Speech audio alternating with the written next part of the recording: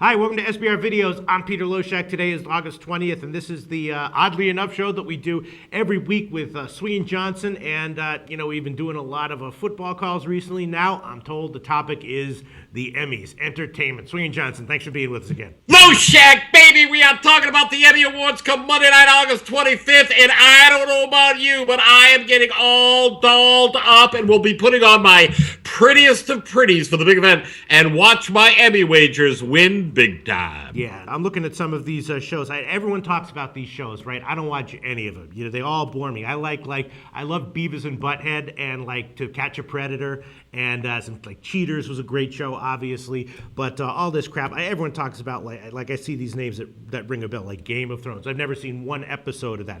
Have you watch all these shows? I mean, do you sit there and watch these HBO shows like the rest of the country? Well, I do dabble in them, but I am like you. As a matter of fact, you said To Catch a Predator, and I remember you had a recurring role in that, didn't you? No, that is a great show. Beavis and Butthead is a great show. It's not that I hate I'm aware. Let me see. I like things like the First 48. That stuff like that. But I'm aware of these particular dramas and comedies, and I've got opinions. I don't know, man. If it were up to me, the Emmy would go to Real World Road Rules challenges every year. That's what I would give it to. And then some years it would be To Catch a Predator. All right, so you're going to cover four of these topics here, four of these categories. What's the first one you have for us, Sween Johnson? Okay, the first one, Loshak, is Outstanding Drama Series. Okay, and we've got 6 nominees. We've got Breaking Bad at a prohibitive 1-5. Right. Everybody's favorite. We've got True Detective 7-1. Game of Thrones 8-1. House of Cards with Kevin Spacey 9-1, Downton Abbey 50-1, Mad Men 50-1. All right, well, I actually do recognize all these names just from my Facebook feed. You know what I mean? Because my Facebook friends talk about these shows. Everyone loves Breaking Bad. Well, I'll tell you what, to each his own, but I know that everybody seems to love it. But for our purposes here, it's 1-5, and we can't bet that, Loshak. You can't bet a 1-5 favorite. You just can't do it. All right, so which one do you think has the best betting value here? Well, I'll tell you what. They're all obviously popular. Downton Abbey is a nighttime soap opera that pretty much appeals to chicks only. So I'm thinking it's not going to resonate with the boys in the judging fraternity. Game of Thrones. There are so many characters. It's just tedious to watch. It's winding, and it goes on and on and on. Mad Men seems to be a bit passé. House of Cards, it's on Netflix. Loshak, I don't even know how to get Netflix. Do I have to be in front of my computer to get Netflix? I don't know. I don't watch Netflix either. Well, that's what I'm saying. And this is House of Cards is shown exclusively on Netflix. So I don't know anything about that. I think Kevin Spacey is awesome, but don't know anything about it. However, let's talk about True Detective for a moment. Matthew McConaughey, People Magazine's Sexiest Man Alive for 2005. I liked him way back when, and now everyone likes him again due to his breakout performances in Dallas Buyers Club and now True Detective. I got to tell you, though, I got to be completely honest with you. I saw the first couple of episodes. I thought I was going to be riveted. I really wasn't. But I'll tell you what.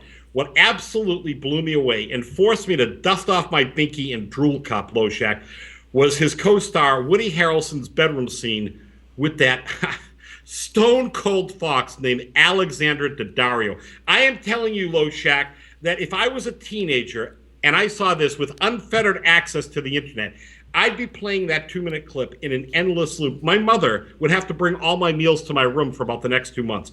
This is a show that appealed to both guys and chicks, and because of that, it's my choice as the 7-1 betting odds pick. All right, great. I'm not going to bet it. And then what's the next category that you're going to discuss with us, Sween Johnson? Next one, we're going to Outstanding Comedy Series. Okay. Orange is the New Black, 3-2. Modern Family, 2-1. Veep with Julia Louis-Dreyfus, 3-1. Louis with Louis C.K., 10-1. Big Bang Theory, 10-1. Silicon Valley, 30-1. So a Big Bang Theory, they're squabbling about contracts, and I think that's kind of come and gone.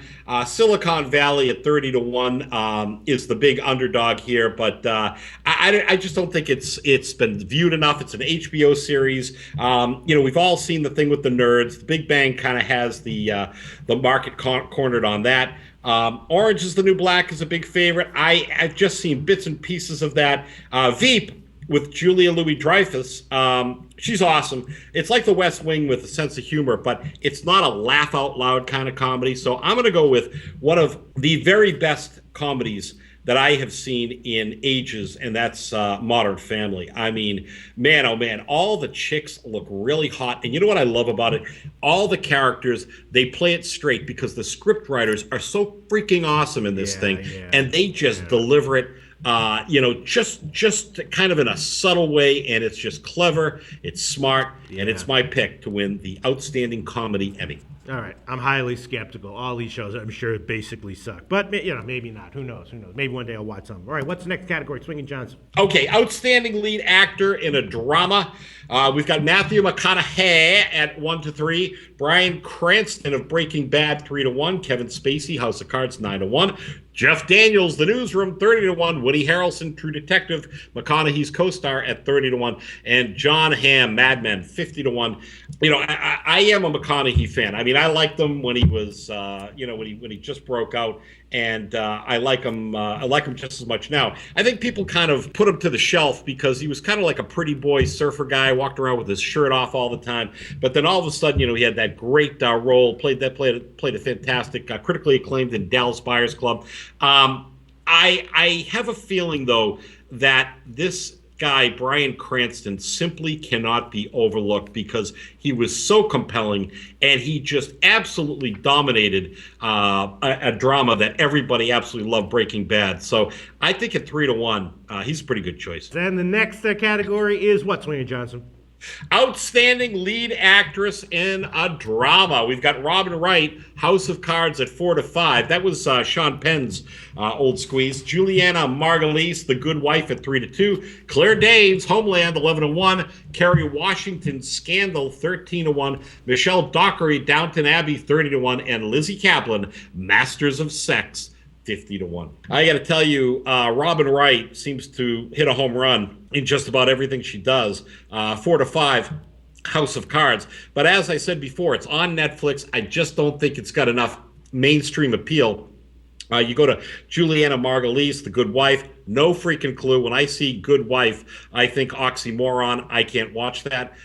Claire Danes, Homeland. I watched that for about 3 episodes, got bored. Kerry Washington in Scandal. Everybody says good things about her.